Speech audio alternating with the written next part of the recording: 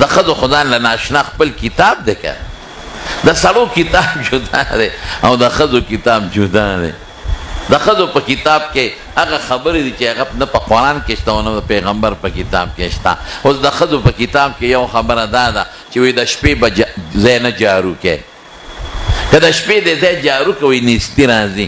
خدای دې بې خو بس ولې دروغ وایي، د شپې هم جارو کولی شي او دروغ دی. وی د جمعې په ورځ جامې مینځه ګورئ نیستي راځي. زموږ طالبان خو ټول د جمعې په شپه او د جمعې په ورځ جامې انځي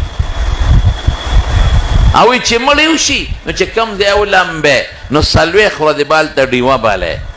هلکه ولې؟ وی دا د مړی روح دلته راځي چې رڼا یې وته نو مې په لاره مو ته د بلپونو لړۍ خواره کا که نه هسې نه په دې لاره په تیاره کې دا رک نه شي چې د بل چا کور ته دننه نه شي.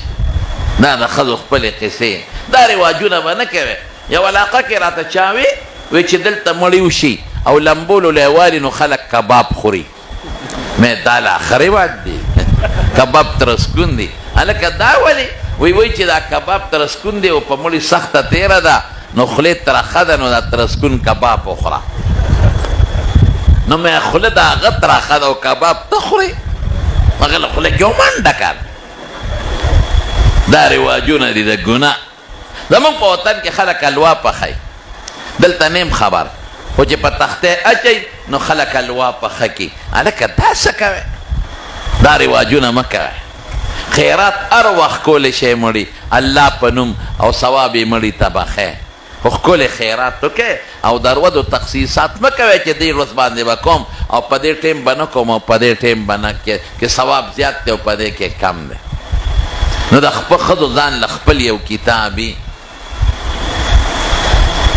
یو دل راته چا وی اوس په دې ملک کې دا رواج دی چې ښځې د ملنګ بابا الوا پخوي. مې د ملنګ بابا الوا څه ته وایي؟ وی دا ماشومان په دې کوڅو کې ګرځئ او په دې ماشومانو پیسې راغونډئ. په دې کورونو کې چې موږ د ملنګ بابا الوا پخو او سوال کوي پیسې راغونډئ نو په هغې سوجي موجي او غوړي والي نو الوا پخه کړي. مې دا خو ښځو ښه قانون جوړ کړی دی. الوا ته اړه کېږي نو دا چل جوړ کړي د ملنګ بابا. ملنګ بابا څه ته وایي؟ موږ خو ملنګ بابا نه پېژنو. وی نه هغه چې تورې جامې اچولي او په لارو کوڅو کې ګرځي او خیر غواړي. مې د ده د خدای سپېمې میراتې کې خیر خو ګناه ده، سوال کول خو ګناه ده. خو مونځ هم نه کوي.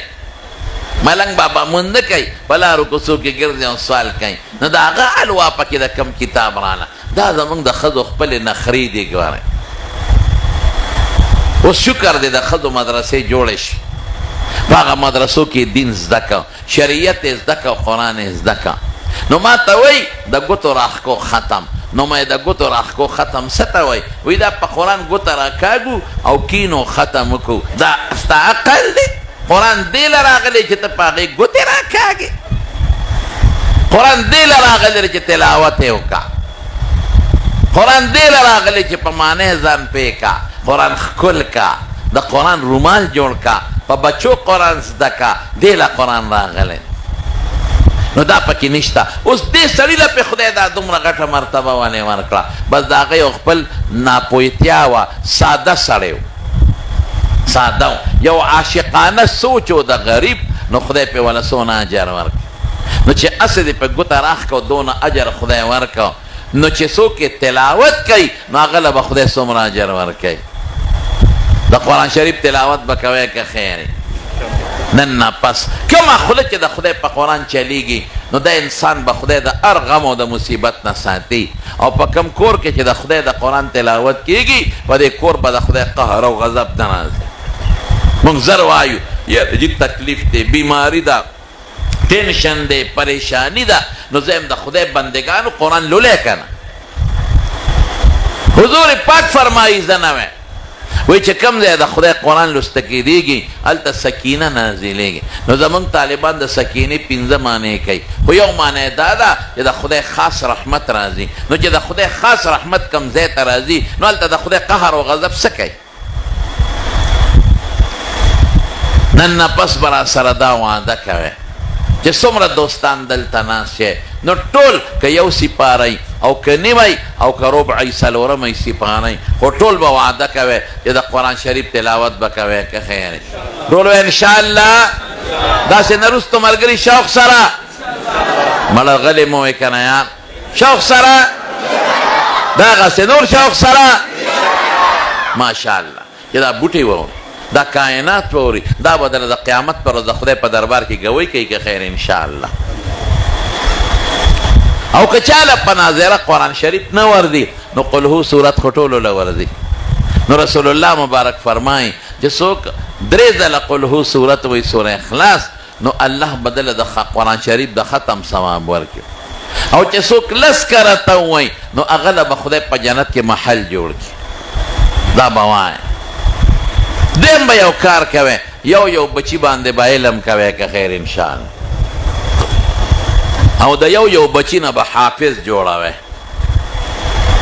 عالم او حافظ دا نن څو کسان حافظان شو هلکه نه ګوره نه حافظان شو الحمدلله ټول وایي الحمدلله نو یو بچی د قرآن حفظ له ورکړئ یو بچی د قرآن علم له ورکړئ بس مونږ خلک پیسو پسې شوي یاره جي دا بچی به سعودي ته ولېږم ډوډۍ به تنخواه بالي دا به انجینیر کم نوکر به کم تنخواه بالي دله به دکان وباسم تنخواه بالي دله به چېته چکچي والم کرۍ به پې کوي پیسې به ګټي نو که دا مې ملا که حافظ مې که خو دا به د لوږې مړ شي دی به څه خوري الله اکبر کمزور سوچ دی دی او کمزور عقیده دی ده دی به څه خوري ډوډۍ د چا لاس کې راووایه مونږ له خدای ښه ډوډۍ شکر دی راکړه مونږ له الله روزي راکړه مونږ له خدای ښه ډوډۍ راکړه تاسو څه وخوړل چې وایي د لوږې به مړ شي مونږ د لوږې نه مرو خفه کېږئ ما د ځان خیال ساتئ تاسو د لوږې مړه نه شي څه خورئ تاسو ځه کچالان نو کچالو لیبارټرۍ له یوسه او ډاکټر ته وایي دا وګوره چې دې کې څونه طاقت دی او وایي خدای ته وګوره اوس کچالو کې طاقت د کمې نه طاقت خو په هغه شي کوي چې په خېټه کې ګنټه دوه تېرې کړي نو دا معده او دا کولمې ته طاقت راکاږي نو دا مردار خو چې سنګ ورځي په منډه نو زیم په منډه دغې طاقت د کمې راغی ګوپي